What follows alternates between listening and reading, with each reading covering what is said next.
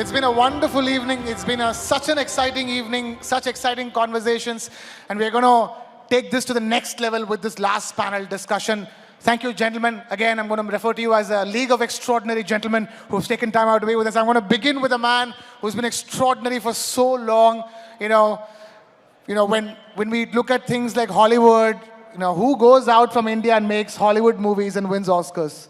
We didn't know we could do that in the first place. There was an Indian sitting over here who did it a long time ago, and we have people, multiple, they go and just win Grammy Awards every year and come back, also over here. I'm going to begin with the man who took India outside of India and made that name about Indian talent, Mr. Shekhar Kapoor. You're seeing what's happening. You're seeing Natu being performed on Oscar stage. You've been on part of multiple Oscars ceremonies. Tell us, when you look at that, we are calling this Beyond Bollywood for a reason.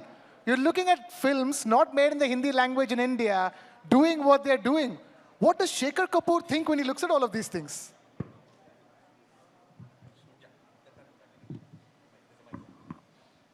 Can I say something about the previous session on Nari Shakti? Please go ahead. I don't know how many of us know that 65% of the agricultural labor force in India are women. And that they come to the fields, they work all day, they go home, they look after the babies, they look after their homes, they cook for them, they send their kids to school if they at all go to school, they come back. Without them, we'd all starve. So how can you not worship women in this country? We would starve without them. So let's get back to Wonderful Bollywood. message, sir. Wonderful message, sir.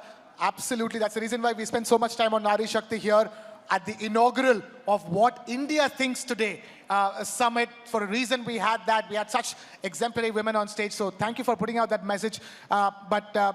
Just to take the conversation forward, women are our soft power, superpower, and so is our movies, our music. We make so many movies, such great movies in so many different languages. We make music, classical music, folk music, music Ricky Cage makes, which usually people from America make, and that, we Indians are winning awards for. But, talking about a true global Indian, taking India outside. Yeah. And now, when you've already taken India outside with your great talent, but I really want to come back to that. Who here knows what is the one Indian film that is the biggest hit internationally so far? Biggest international hit Indian film. Adjusted for box office and inflation, the biggest hit to date is Avara. If you adjusted it today, Raj Kapoor's Avara has been the biggest Indian hit ever. So this is not a new phenomenon.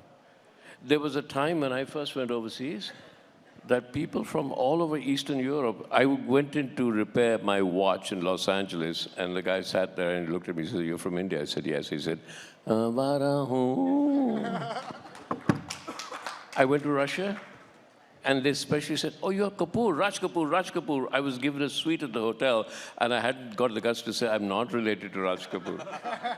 So Indian films, actually we lost out because Hollywood came and they had the marketing muscle. And with this huge marketing muscle, they edged us out because at that time, India was going through a foreign exchange problem. We didn't. Now we are back. Now we are back with such a bang. And I promise you, and then you can take the discussion here, because, can I say this? Please go ahead. You know what our Prime Minister says is $5 trillion economy?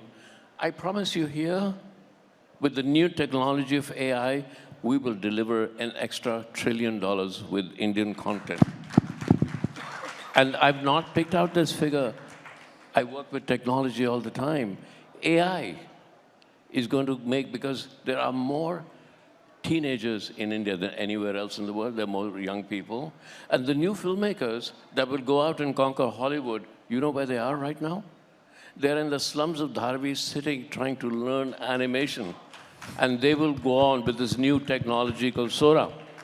They'll come out, they're making 1-minute films when they'll make half-an-hour films, and you'll find this little kid from Dharavi suddenly getting an Oscar because they have the hunger. We have the hunger. We want to go out and conquer the world. For too long, we've been dominated. Too long, as our Prime Minister says, we are finally giving up the colonial mindset. We're finally giving up the fact that we were ruled by white people once. We're finally giving that up.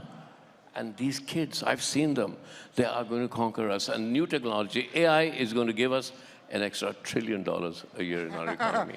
What a word. From the man who taught the world from India how to make a film on Elizabeth. Let's hold that thought for a moment. A guy from India taught the world how to tell the story of Elizabeth. I'm going to come to the Grammy winners in just a bit, since Mr. Shekhar Kapoor spoke such important things about Hollywood and their marketing might, which is the reason why we weren't there. I'm going to take this conversation to Mr. Christopher Ripley and then bring it back to Mr. Selva Ganesh and Ricky Cage. Mr. Ripley, what can we learn as India, lessons from that marketing might of Hollywood? Because we're seeing Korean art and culture doing the same thing. It's India's turn, isn't it? Indian content's turn, isn't it? After Hollywood and Korean art and cinema. Well, first, there's been a lot of talk about soft power. And I think of soft power sort of like being cool. And the surest way to be uncool is to try really hard to be cool. And so soft power is very similar to that. It can only be a byproduct. It cannot be the main objective. The main objective is great content, great culture, great production value, being the best in your genre. Those are the lessons from Hollywood that India, I think, is on the cusp of nailing a bunch of those categories. When you do that, you get soft power. All right, great content, great culture, great production. Fair point, I would say. Talking about culture, to the Grammy men on the stage, India, look at the music that India has. And often, for the longest time, it's always been movie songs, Bollywood songs. Is the only export. Now that's changed. Now that's changing. We have people like Ricky Cage going every day, Grammys again this year. Another award this year. That's how it's seeming like. So, Ricky, what has changed in the way the world is perceiving Indian music? Because as in India, we have Carnatic music, Hindustani music, Dhrupad in classical forms, and then a plethora of folk music, from Rajasthani to Tamil folk to, all kinds of folk music in Eastern India, Bengal, Bauli music, tons of different kinds of music happening. Tell us, has the world woken up to the fact that India has so much to offer in terms of music alone? So thanks for that question, first of all. So I've got some insight into this, and my opinion is a little unpopular, and my opinion is a little controversial, but I will nevertheless put it out. We love stuff like that. Please go ahead. So, in my opinion, I feel that, or let me put it back, let me make a more personal comment. While I was growing up, I would travel very often to the United States, and I would watch a whole lot of Bollywood musicians and Bollywood composers perform concerts across America. Sometimes I would watch them even in Europe, I would watch them in Russia, watch them in all these different countries. And I would see that these Bollywood composers and Bollywood musicians were always able to fill complete stadiums, they were able to fill complete arenas, and they would get huge crowds. But the only people who would show up for their concerts are people from the Indian diaspora. Because, and I'm not talking about movies, I'm talking purely about the music because I'm a musician. Because Bollywood music, barring a few exceptions, had not actually broken cultural barriers. They were just catering to people from within India and the diaspora all over the world. Whereas when I was 19 years old, I had gone to San Francisco and I'd watched a concert of Pandit Ravi Shankar. And when I watched Pandit Ravi Shankar's concert, that was a very eye-opening experience because the demographic of the audience within the theater was very representative of the demographic of the city itself. The city had a 70% Caucasian population. It was 70% Caucasian population in the theater, 5% Asian population in the city, 5% Asian population inside the theater. And I realized that this gentleman, Pandit Ravi Shankar, is playing pure Indian classical music and traditional music. And he is able to break cultural barriers so much so that he is exposing people who would normally not be exposed to Indian culture and music. And he was getting them to pay a large ticket price to actually watch him perform. And then that is when I realized that it's the traditional musicians who are doing this. And at the same time, conversely, in India, now he made Indian music popular all over the world. Everybody knows who Pandit Ravi Shankar is, correct? Everybody knows who he was? Yes? Yes. Okay, everybody knows he won the Bharat Ratna? Yes. Everybody knows that his daughters are Anushka Shankar, Nora Jones? Yes. Okay, everybody knows him as being the greatest sitarist ever? Of course. Okay. Can anybody over here name one album of Pandit Ravi Shankar? He's made 70 albums. Can anyone over here name one album of his? Okay, you can. Can anybody name a song of his? Can anybody hum a tune of his? Can't use Chat GPT for this. And that is what? Okay, you can. Okay, so 2 people, okay, in the whole audience. That's about it. So that shows that we ourselves are not appreciating our culture, and we're not realizing that our culture and our traditional musicians are actually making it on the global stage, like Selva Ganesh over here, brilliant musician. And he won a Grammy Award this year. Shakti won a Grammy Award. Rakesh Chaurasia won a Grammy Award. Ustad Zakir Hussain, Shankar Mahadevan, Pandit Vishwamohan Bhatt. All of these are traditional Indian musicians who are making it on the global stage. And we in India are the only ones who are not appreciating them. Okay. I'm right here going to appreciate Mr. Selva Ganesh right away before I come to Mr. Shekhar Kapoor. You know, the question here is that it's all about showcasing that Indian music, isn't it? That, you know, your beats, the beats are universal. There is just no difference. It's the same thing because the world goes around on the same beats. Tell us about what goes on in your mind when you're showcasing the Kanjira to a global audience. Before that, I would really appreciate Ricky, like, you know, the way he expressed it. And he's very true. It's very true. Rhythmic, like, you know, I mean, I wouldn't even say like a showcasing something because it is our tradition, right? And the gate openness where Allah Ka Kanjab, I mean, if I'm a percussion player, I would put it in that way, and that perspective. Allah Ka Kanjab, Saad Zakir Hussain, Zakir Bhai, they've already opened it. So it became easier for us. We don't have to do anything. We just do our best. We just give our 100%. That's it. So which really needed for right now, for any musician, for this generation, give 100% to the music. Don't ever expect anything. Like, you know, I mean, I follow the footstep of all these 3 legendary musicians who's like, and I would put it in my way, my father. I mean, actually, Ricky, he's also a Grammy winner. So my father and John McLaughlin, John G, and Zakir Bhai, they always do that. Like, you know, whenever they started the album or any band or something or a live concert, they don't expect anything. They just work hard, correct? So they work hard. Like, you know, I mean, that's the showcase, what I wanted to really do it. Right. Since so much of talk about Pandit Ravi Shankar, the first ever Grammy nomination for India, this is FYI, was for Pandit Ravi Shankar's Sound of Sitar back in 1967. We've come a long way since then. In the last 10 years alone, Indians have picked up 8 Grammys. And he won the Lifetime Achievement Award also. Right. So I'm going to bring this back to Mr. Shekhar Kapoor. So music clearly has taken new tones. It's not just Bollywood songs anymore. There's so much of Indian music to be showcased. We hear you're planning to do Masoom 2. That's what we understand. How many of you want to watch Masoom 2? Look at that. Everybody wants to watch Masoom 2. Big round of applause. What a film Masoom was back in the day. The man who challenged Bollywood conventions back in the day. Today, sir, Bollywood has been truly challenged. Bollywood itself is evolving. It's changing.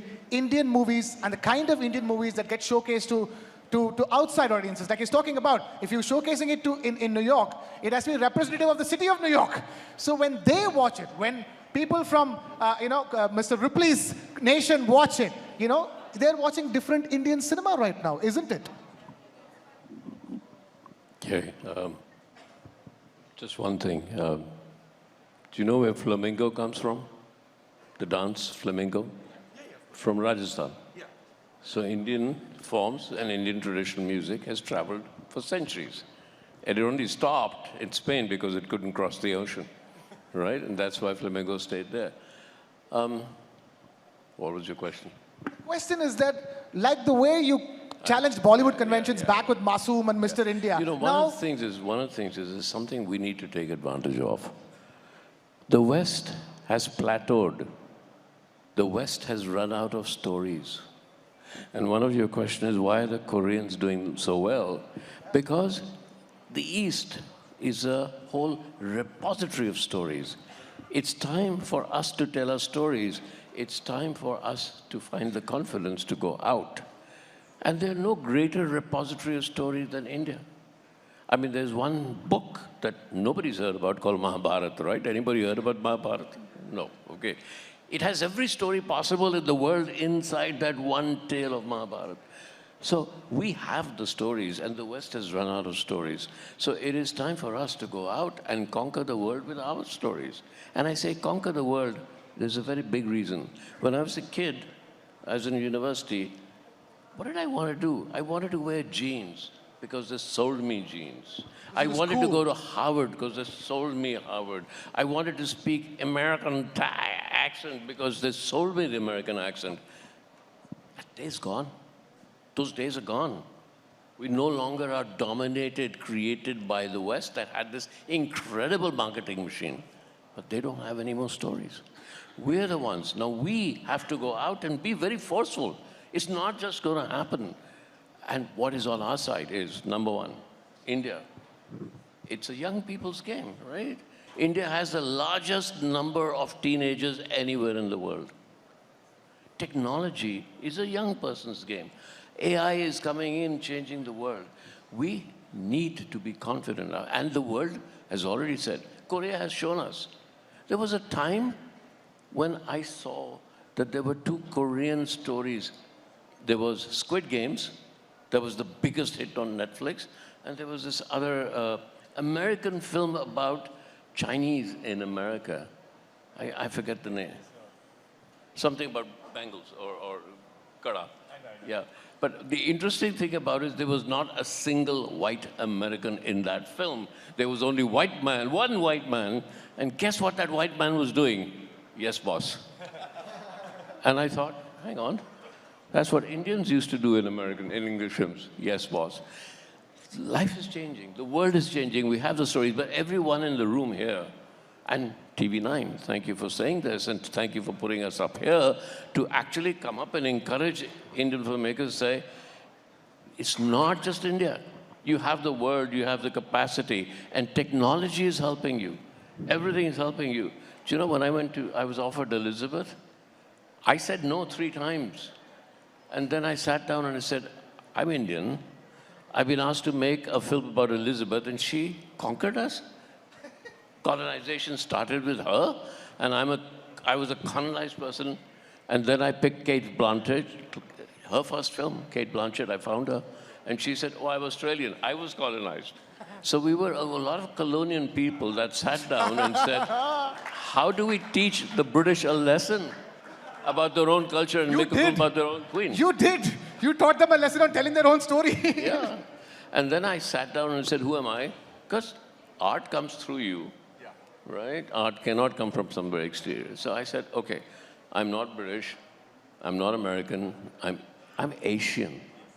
So we all sat down, we hatched a plan, and I called Richard Attenborough. I said, I want you to play a part in it. He said, oh, I don't have the time, they're not paying me enough. And I said, Mr. Attenborough, we allowed you to make Gandhi in India. You have to allow me to make Elizabeth, and you have to be part of it. So you got to fight back. It's not going to be easy. Colonization, you know, our country, Gandhiji, everybody, and our Prime Minister said, get out of that slavery mindset, get out of the colonial mindset. Our film industry has to get out of, hum to sirf India ke liye film banate hain. We have to get out. The world's our oyster. You worked out. All of you guys went out. I went out. The world has to follow. For years, I waited for another filmmaker to come. Nahi ji, India bahut acha market hai. 1,000 crores? Hang on. There's a film in America that just made $1.5 billion. What are you talking? Right? And so look at it, Bobby, about a doll. So we can do that.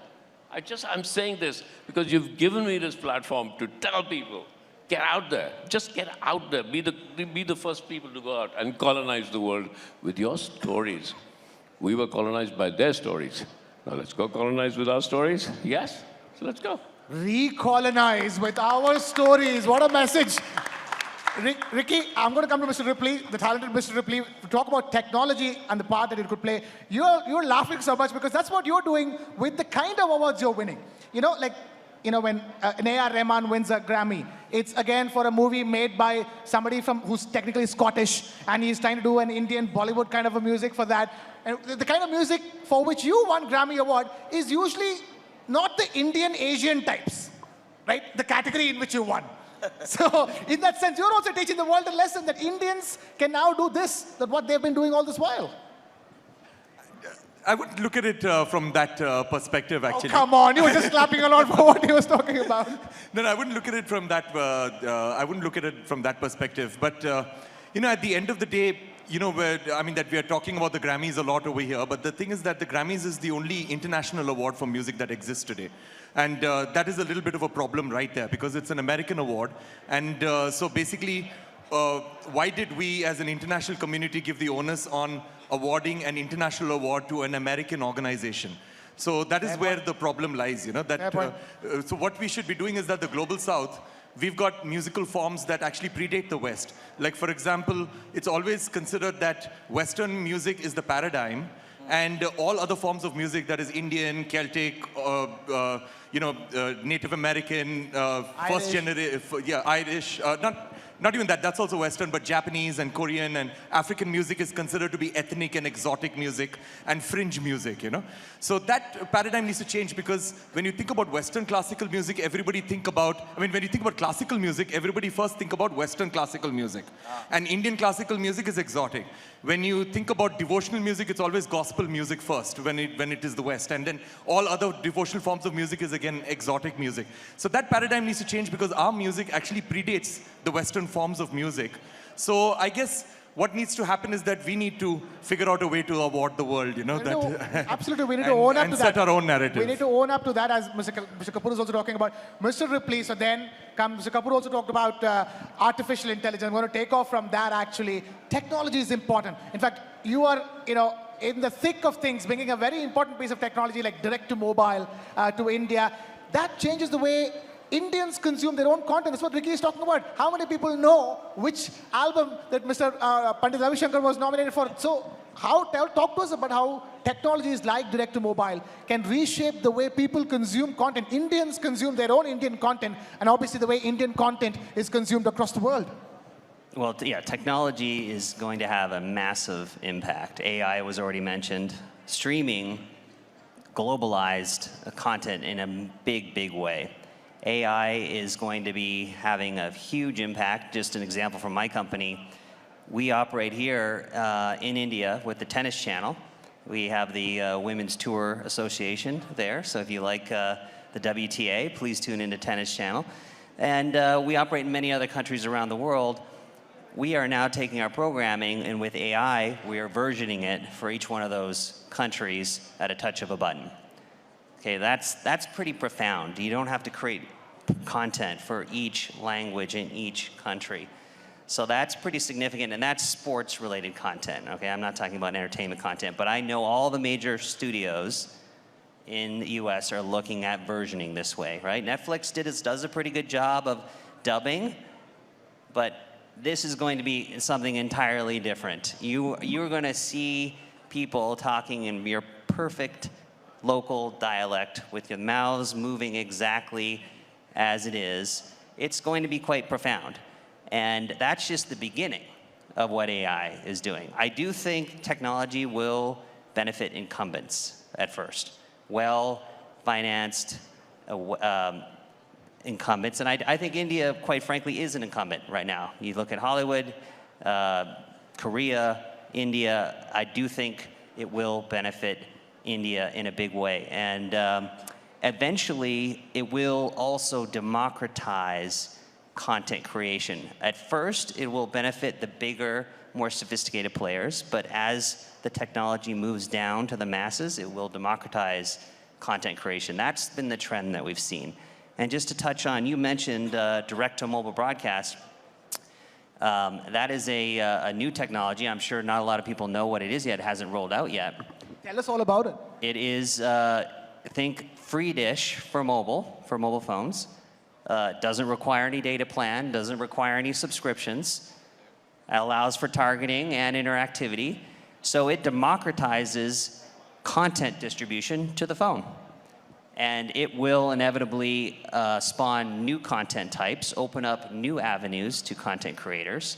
And it should be coming to India soon. And in fact, it will be first in the world here in India.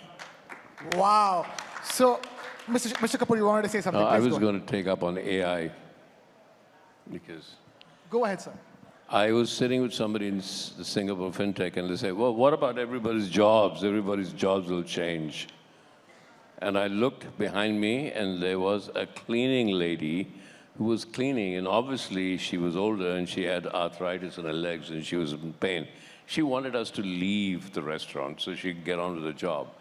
And I said, okay, you think AI is all about jobs, and you also said it'll go with the big players. I don't agree with that. I'll tell you why, because here, everybody told me there'll be a big digital divide.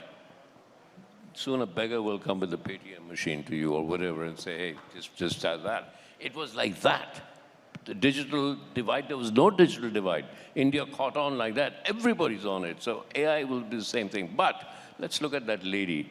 I said, ask her, are you happy with the job? She'll say, no.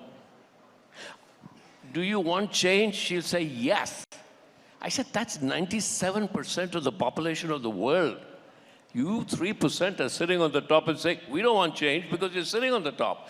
What AI is going to give is that 97% of the people will have a chance to express themselves, to find different things about themselves, to find different ways of living, to expand their consciousness. And when consciousness expands, it moves like that. And that's what AI is going to do. So now you have an organization which is a pyramidal structure. What are you going to do when the cleaning lady has exactly the same tools, the same knowledge through AI as the CEO does? Who's going to run the company? That's the existential change that is coming. Now, I'm a content filmmaker. I'm saying, I know where my competition is coming from a kid sitting in a slum somewhere saying, I can do better than this guy. And AI has given the tools to them. That's my competition. And that's the kid that millions and millions of kids in India are going to go out and make films, and they, through your technology and through streaming and everything, they have the ability to put it out to the world. We're on a roll. It's going to be an exciting world. It's an exciting world. Selva Ganesh, where is your next competition coming from? Considering the, you have direct to mobile coming, technology coming, artificial intelligence literally, invading all of our lives. Where is the competition for Selva Ganesh coming from? It's actually bad for musicians. No, just imagine, when I grew up, there was a cassette, right? So then it became a CD. Then it became now everything is on the phone. And now you cannot fool around. You can just say this. People say, no, you're wrong. It's there. I'll tell you who did what. So competition, do you think it was not there when the cassette player was there? It was there all over. So that's why I said, you just work with your mind, with your heart. Music is more like that. So I go with my heart, what it says, and then I just do it. And so there is no competition for that. I would definitely say there is no competition. Right, so Indians should actually believe in the power of AI, in their ability to take their art to the world, isn't it? Yeah, so again, my view on AI is very simple. A few years ago, maybe about 24, 25 years ago, you could actually create the sounds of musical instruments, which we do now very regularly. You can create the sounds of musical instruments using a computer. You can play a keyboard and you can get the sound of a violin, or the sound of a khatam, or the sound of a sitar, or the sound of a piano. You can get all of these sounds. And the sounds were of such high quality that everybody said that this is going to destroy the livelihoods of musicians, and musicians are going to no longer be required, and composers can just create the music using the computer. But that did not happen. What happened was that the musicians who were the more generic musicians, who were not creative, they're the ones who went obsolete. But the musicians who were creative, and the musicians who would give a composer more than what the composer required, were the musicians who survived. And that is why you have musicians like Selva Ganesh, who are doing extremely well because they're extremely creative in what they do. And that is why everybody wants to work with them. It's the same thing with AI. What's going to happen with AI is that the filmmakers, the ad filmmakers, the short filmmakers who need generic music, like for example, if I'm a filmmaker and I need music for a horror film and I need generic horror music, or I'm making a romantic film and I need generic romantic music which does not require too much of creativity, AI is going to be perfect for that. But for composers, for composers who need to, for filmmakers who want composers, or composers who want to create something that is absolutely unique, unprecedented, and music that is very creative, not been done before, that is where the human connection is going to come in, and that's where humans are always going to be needed. And AI will always follow because AI can only do things with precedence. So basically, AI will follow all the innovations that human beings create. I just realized the fact that artificial intelligence begins with art. No. Isn't it, Mr. Kapoor? You got a chance, Ricky. You and I got a chance. We all were lucky, right? We rose to the top because we got the chance and we did it. Oh, yeah. 95% of people do not get that chance. I'm talking about those 95% of people that now will get a chance because of technology to get themselves heard. Then we come to the question of what is creativity? What is creative? I mean, if you want to study AI, you should learn what AI cannot do. All right? I'll tell you what it can't do.